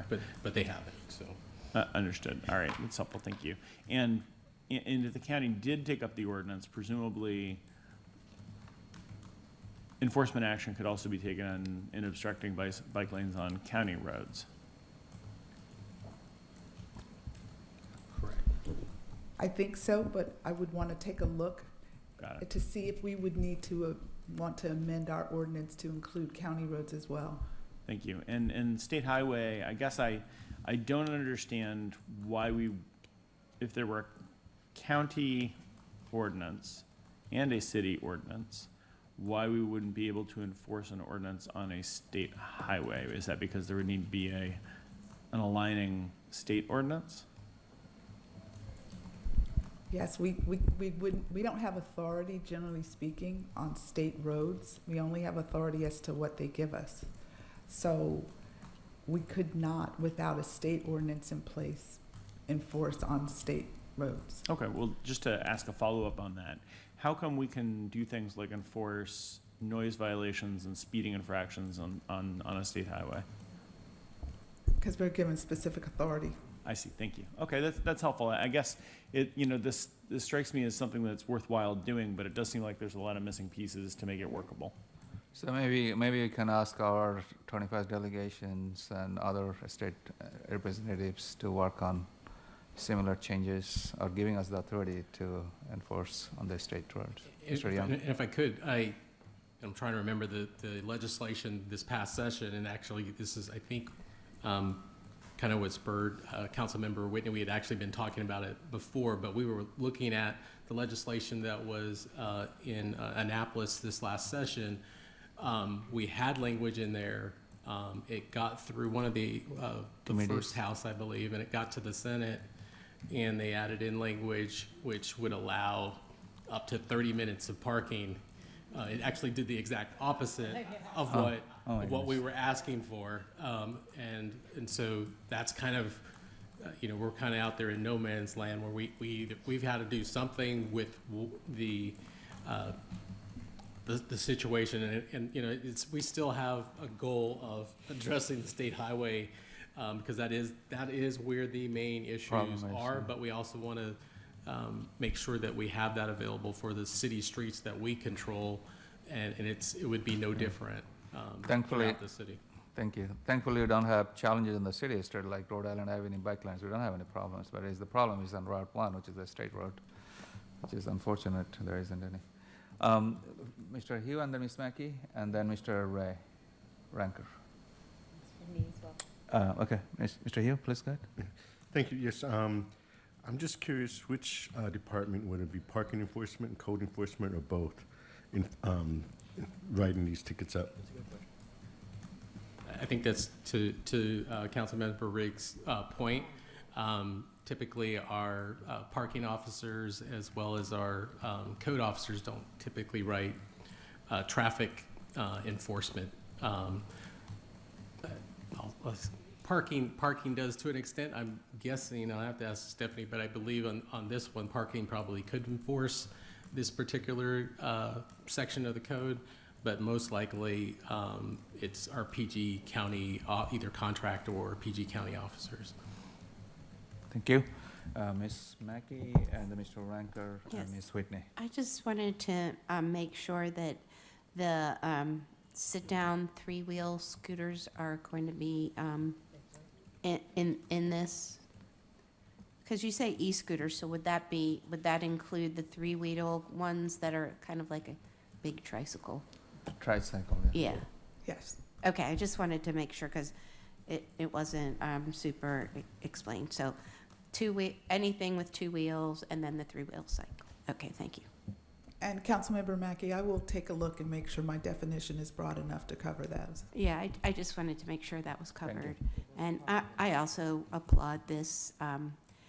We've had cyclists in College Park hurt because people are parking and standing in cycling lanes. So I applaud my colleague for bringing this forward. Thank you. Thank you. Thank you, Ms. Whitney, again. Mr. Ranker and then Ms. Whitney. Yeah, I also applaud Councilmember Whitney and all those who have brought this up. Two questions. One is, according to the state law, then the bike lane still counts as being part of the state road, but the curb is where that state road ends, or like, just for my clarity.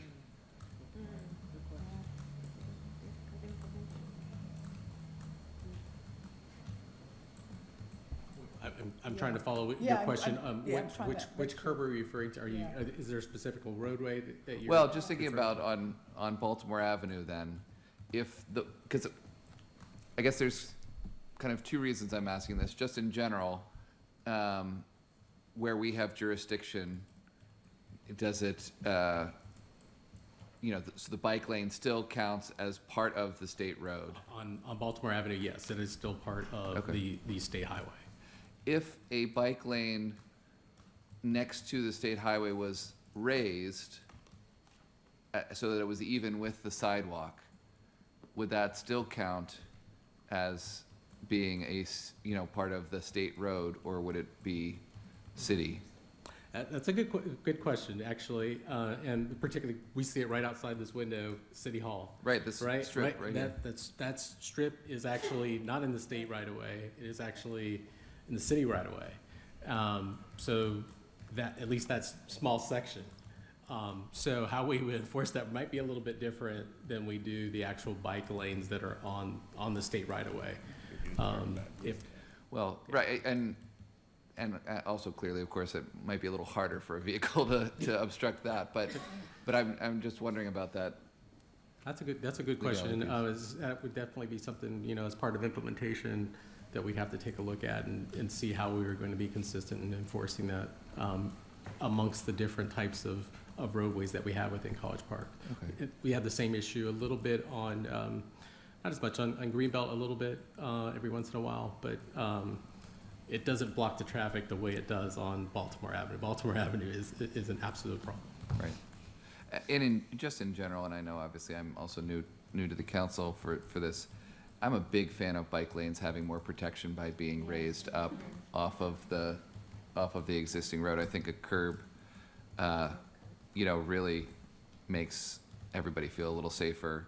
And then this is just more of a practical question of, as somebody who supports this wholeheartedly, are there certain businesses that we would want to make sure are notified of this because they're used to parking their truck to unload in what would be the bike lane?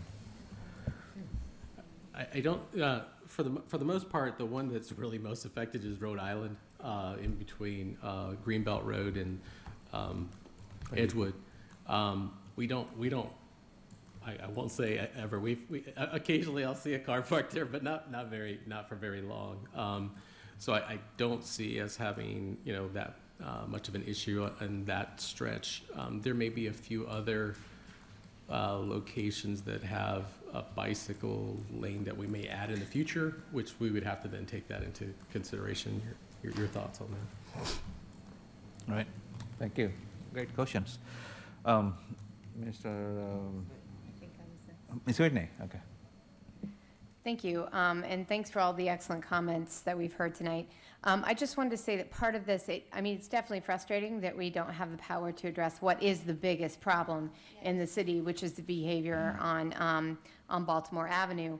However, part of why I wanted to push this forward is in the hopes that with the signage and everything else, there might be something of a culture shift in the city of an understanding of what bike lanes are supposed to be and what you're not supposed to do in them.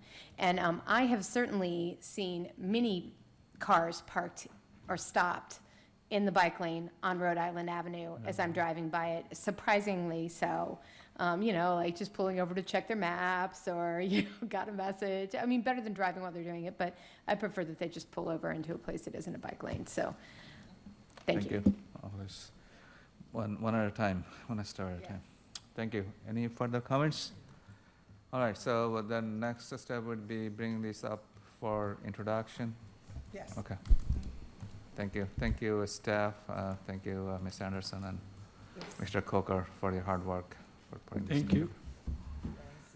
Nice. My goodness. We are done with all the main items. Good job. So give us, all of us, a kudos together. Number 15, requests for a status of the future agenda items. Haven't seen any application. I have to talk to a couple of council members. Good. And all this. No, but just I know the ADU question came up again, and so I'm just wondering if that might be a way in the future thing, but just to start having that conversation at the appropriate You're time. gonna have a feature work session? Yeah, so I would, the way we do, you probably already know that we submit an application, and I'm sure all of us will be interested. Thank you. Any others? Seeing none, let's go to number 16, comments from the audience. We have great comments. Mr. Thurston. Mr. Thurston, I've been patiently waiting, good. Our champion. I'm getting clapped before I leave here, Please, so I know I can't talk long. Please state your name for the record. And if you're a resident Robert of College Park. Thurston, resident of College Park, specifically Lakeland. I just wanted to continue to celebrate tonight for a couple of wins that affect the work that I do for the city personally. One is the fact that the Lakeland plan was on the consent agenda. That says a lot, and it also gives me great courage to move forward, and also to realize that the dais also realizes that there's been a lot of work that's been done up until this point, but there's a lot of work yet to be done. So thank you for that. I do want to now switch to the age-friendly presentation. The longevity dividend is a kind of a fancy way of saying if you are involved with aged population as a young person, that you may appreciate their longevity and the dividends that they provide, as opposed to them being useless after a certain period of time. So that's something that is also a pretty big positive, although it's kind of down the list, but it's a pretty big positive considering we're a college town and we have the opportunity of changing the minds of 30,000 people on any given semester. So I think that's an important one.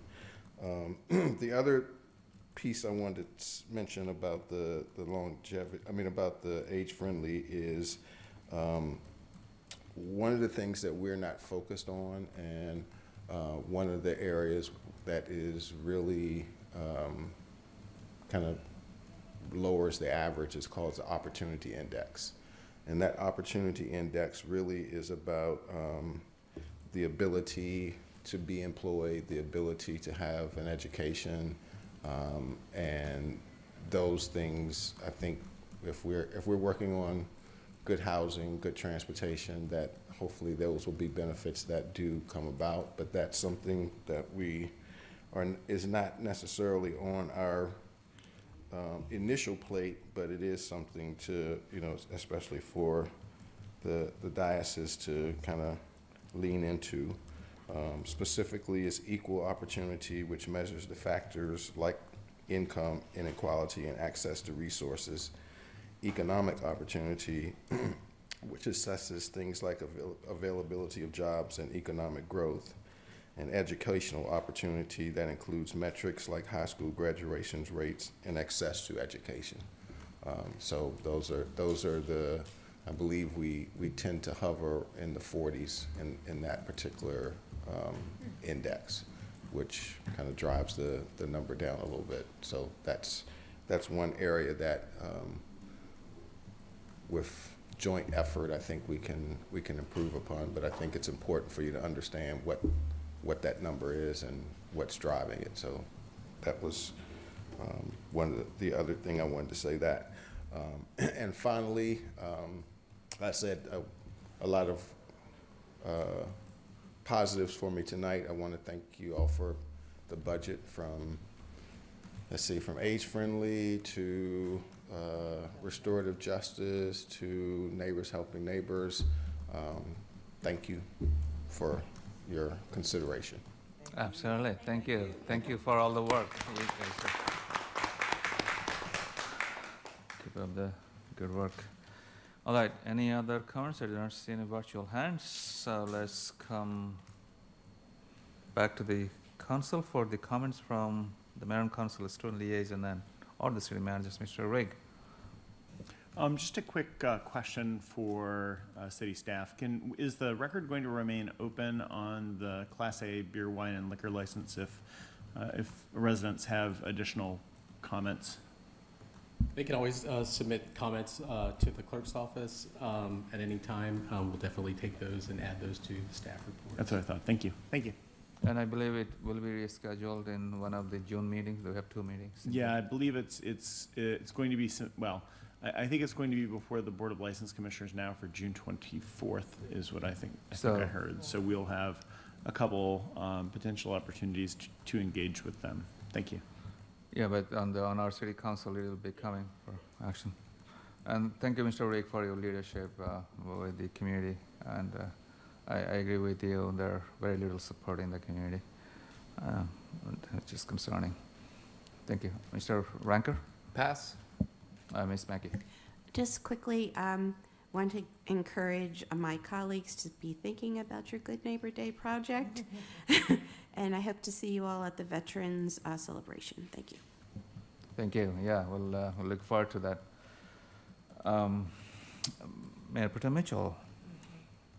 Thank you, Mr. Mayor. I just wanted to make my colleagues in the audience aware that last week I attended the COGS Board of Directors meeting. Tomorrow is the transportation meeting, and I just wanted for my colleagues to be aware that one of the discussion points was talking about regional activity centers. There is a resolution to support the new list of regional activity centers, and 2 College Park has. One is the Purple Line, and the other one is the Metro Center. So by approving the resolution that COG is bringing forth tomorrow will help us to really work on enhancing, talking about affordable housing around metro centers, metro stations, as well as looking at what type of other long-term economic development can be garnered from that. So I just wanted to make you aware of that, and I will bring more information at our next meeting in June. Thank you, Mr. Mayor. Is that TPB meeting? Yes. Okay, thank you.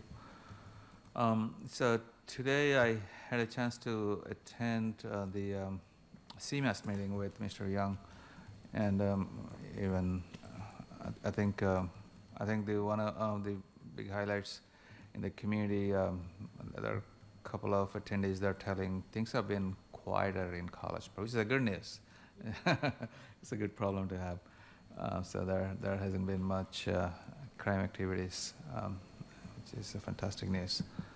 And the one announcement, I don't think we mentioned in the beginning of the meeting, please mark your calendar, June 14, which is a Saturday morning, is a trolley trail day in College Park. So from 2 H's, from one H to other H, from Hollywood to Hyattsville, about 4 miles stretch of the trolley trail, you'll get a chance to bike. And I stopped by different hubs. There will be hubs in Hollywood, in Barwin, Lakeland, and Culver Hills in College Park, and then go to Hyattsville and come back. It's a fun ride. It's a fantastic community event. All right. With that, Ms. Whitney. Pass. Dr. Esters. Pass. Mr. Hill.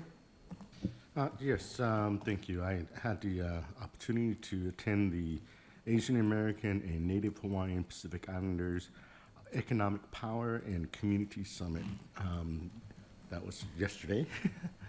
And I learned a lot from this, how I can help out in our Asian Pacific Island communities. And I also had the honor to help serve and entertain the fine young men of the Boy Scouts this evening. They had their fancy dinner where they learned etiquette and table manners and in a fancy setting and all that sort of thing, how to being served and responding politely, all that sort of thing. It was really entertaining to see them making a special effort to be the fine young masters that they were. Is this the gold and blue dinner kind of? I'm sorry? What is it called? It was the etiquette dinner. Oh, really? Oh. Yeah. The 747? They had it at the Holy Redeemer. Oh, yeah. Oh, Holy Redeemer. Okay. Yeah. This other one. Thank you. Thank you for attending. Sure. Thank you. Mr. Hernandez. Yeah, I just want to, I know that we don't have any more May meetings, but recognize API month and the Military Appreciation Month of May. And I hope to see you all there at the Memorial Day ceremony this Monday at 11. Really excited to have Parkdale Junior Reserve Officer Training Corps are going to be presenting the flag. So it's just great to see some of the community participating in some of our city events. Thank you. Mr. Hernandez, do you want to talk about the event, commencement events, and the PG Community Center, PG Community College you attended, a College Park student? Oh, that's was right. awarded? Let me just highlight that. Sorry, there's just been a lot of things that have happened in the past week. But yeah, it's really exciting. We have a District 1 resident who was actually chosen to speak as the commencement speaker at the Prince George's College Community College's commencement graduation. Yeah. So, I mean, exciting. William Ramirez, really proud of him. And it was really, really exciting to see him. The commencement ceremony speech is on, I guess the whole graduation is online. But it was really great to be able to hear him represent the one voice for the community. And it's just exciting when your colleagues, right, choose you to help represent. I gave our thanks, hopefully that was okay, on behalf of the mayor and council, that, you know, that we were really proud of him as a College Park resident. So thank you. Thank you. Thank you for attending on our behalf. Fantastic. All right, student liaison, can you, Nick, please go ahead. Hi, thank you, Mr. Mayor. Just a few comments. So I'll be hopefully conducting the deputy interview sometime either later this week or when we find a time for that. And hopefully by next meeting, there will be someone, a partner with me up here working and doing the work with me as well. I also had the opportunity to attend the CMAS meeting with the mayor. And it was really informative, and I'll be going to that regularly in place of the student body president as he delegated it to me. And look forward to a lot of the work that I will be doing there going into next fall. And then a last thing, I did follow up with a member of the age-friendly task force regarding the housing match pilot program. In particular, if the university has responded to the request to have a presentation from Nesterly, which is that private company that's offering to kind of work with the program. They haven't had a response yet, but what I found really interesting was that to maximize the ability of having potentially more affordable housing units for students, she suggested they're looking into seeing if this pilot program could extend to communities in Greenbelt and also Hyattsville to extend it to more residents who might want to be able to benefit from this. I think having programs like this is a step forward in closing that divide between long-term residents and students, and I'm really proud of the work that the task force and the city is doing. So with that, thank you all. Thank you. I appreciate all the engagement. You already been engaged. Appreciate that. Thank you. Mr. Young, final thoughts? Just a couple of things tonight just for your information. This year we've actually worked really hard with the University of Maryland and the University of Maryland students to provide internship opportunities throughout the city, more so than we've ever done before. We have some that will be located at Public Works facility, as well as our Family Youth Services facility, and then several here at City Hall. So you'll see them through the summer as well as the fall. And they're from a number of different departments at the university. So we look forward to finding projects for them. If you have some, please, some ideas, send us those ideas and we can put them to work. We definitely want to take advantage of their talents and what they have to offer us. The second thing I want to say to you all is thank you for all your time and effort that each one of you put into the budget process this year. I know at times it could be a little bit tense, but I want to commend you all on your professionalism in working together behind the scenes oftentimes and work that the public doesn't see. And I just want to say thank you very much. And it's nice to see our budget passed and really confident about what we see forward here in the future. So thank you. Thank you, and thank you for your hard work for putting this together. taking us through this difficult journey. But in the end, we made it. Motion to Mr. adjourn. Rick? Second. There you go. All in favor, say aye. Aye. Any opposed?